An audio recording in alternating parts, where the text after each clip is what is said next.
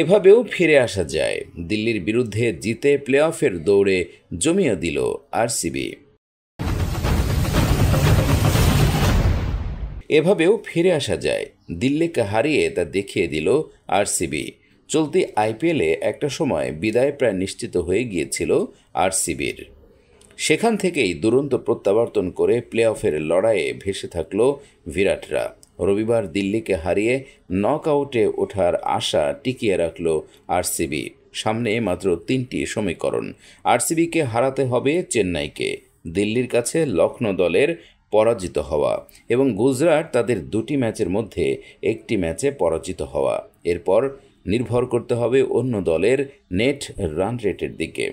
187 রানের লক্ষ্যে ব্যাট করতে নেমে শুরুতেই পরিবর্তন হিসেবে খেলতে নামা ডেভিড ওয়ার্নারের উইকেট হারায় দিল্লি। কয়েক ম্যাচ পর খেলতে নেমে 1 রান করে আউট হলেন অজি তারকা।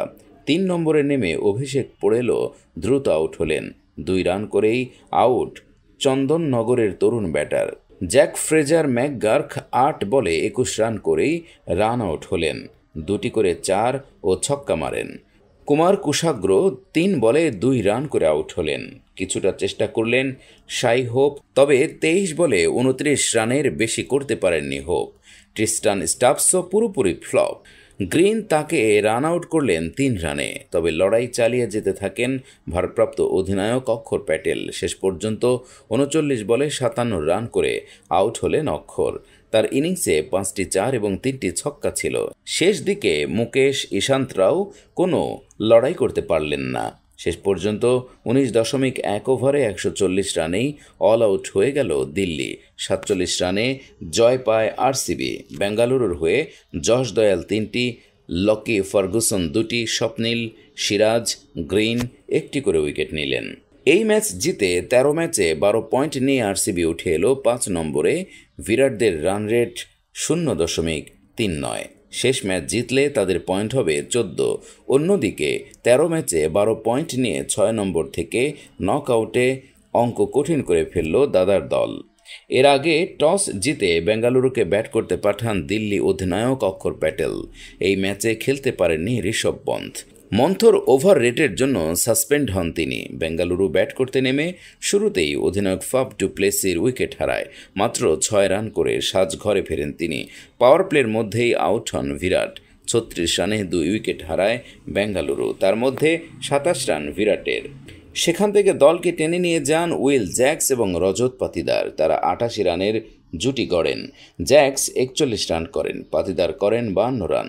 তাদের সেই ইনিংসে ভর করেই বড় রানের পথে এগোচ্ছিল বেঙ্গালুরু, কিন্তু বাধা হয়ে দাঁড়ান রাসিক সালাম।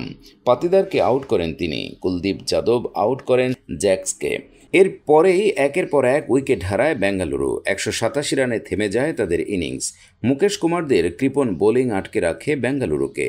2টি করে উইকেট নিয়েছেন রাসিক সালাম এবং খলিল আহমেদ। 1টি করে উইকেট ইশান্ত শর্মা, মুকেশ এবং কুলদীপের। পন্থহীন দিল্লির সামনে লক্ষ্য দাঁড়ায় 188 রানের। নিষিদ্ধ হলেন ঋষভ পন্থ। সৌরভরা যুক্তি সাজিয়েও তুলতে পারে না নিষেধাজ্ঞা। দিল্লি ক্যাপিটালসের অধিনায়ক ঋষভ পন্থ এবারের আইপিএলে 1 ম্যাচ নির্বাসিত হয়েছেন।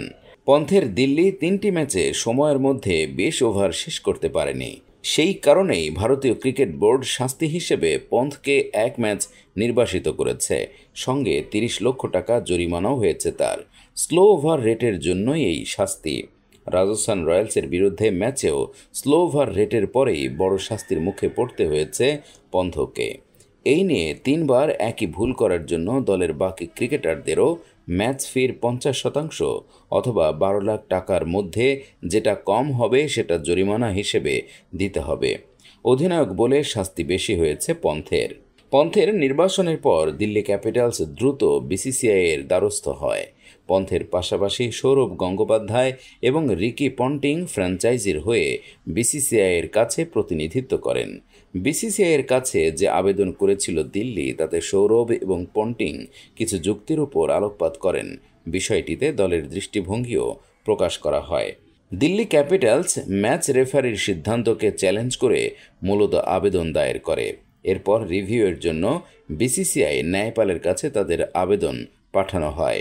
ন্যায়পাল একটি ভার্চুয়াল শুনানি করেন এবং নিশ্চিত করেন যে ম্যাচ রেফারির সিদ্ধান্ত সঠিক ছিল।